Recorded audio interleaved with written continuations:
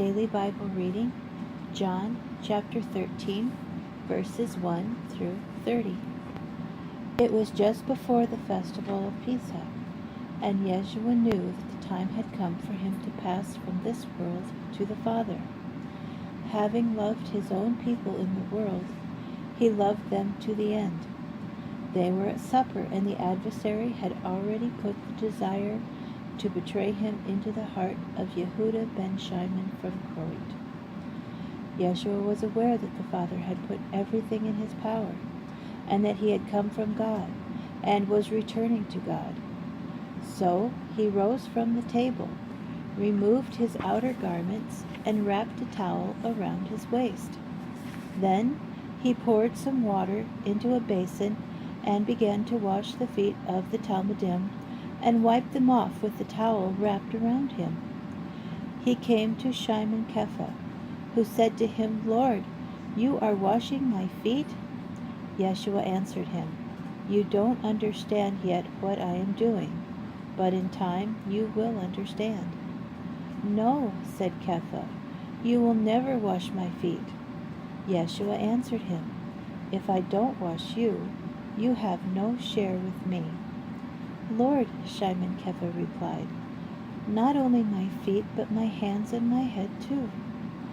Yeshua said to him, "A man who has had a bath doesn't need to wash except his feet. His body is already clean. And you people are clean, but not all of you." He knew who was betraying him. This is why he said, "Not all of you are clean." After he had washed their feet, taken back his clothes, and returned to the table, he said to them, "Do you understand what I have done to you? You call me Rabbi and Lord, and you are right, because I am. Now if I, the Lord and Rabbi, have washed your feet, you also should wash each other's feet. For I have set you an example, so that you may do as I have done to you. Yes, indeed, I tell you, a slave is not greater than his master, nor is an emissary greater than the one who sent him. If you know these things, you will be blessed if you do them. I'm not talking to all of you. I know which ones I have chosen, but the words of the Tanakh must be fulfilled that say, 'The one eating my bread has turned against me.'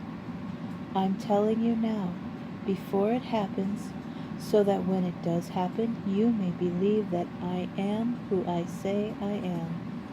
Yes, indeed, I tell you that a person who receives someone as I send receives me, and that anyone who receives me receives the one who sent me." After saying this, Yeshua, in deep anguish of spirit, declared, "Yes, indeed, I tell you that one of you will betray me." The Talmidim stared at one another, totally mystified. Whom could he mean? One of his Talmidim, the one Yeshua particularly loved, was reclining close by beside him.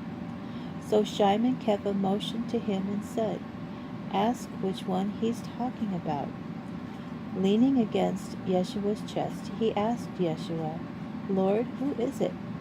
Yeshua answered, "It's the one to whom I give this piece of matzah after I dip it in the dish." So he dipped the piece of matzah and gave it to Yehuda ben Shimon from Kroit. As soon as Yehuda took the piece of matzah, the adversary went into him. "What are you doing? Do quickly." Yeshua said to him, but no one at the table understood why he had said this to him. Some thought that since Yehuda was in charge of the common purse, Yeshua was telling him, "Buy what we need for the festival," or telling him to give something to the poor. As soon as he had taken the piece of matzah, Yehuda went out, and it was night.